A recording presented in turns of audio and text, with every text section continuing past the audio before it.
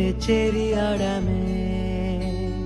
అమ్మా నాన్నల్ని ఎంతో విసిగించి మాటే వినదంట వయస్సే. ఇప్పుడే గుర్తొస్తే అన్నీ వదిలేసి మా గుండె తిరిగేదా చోటే.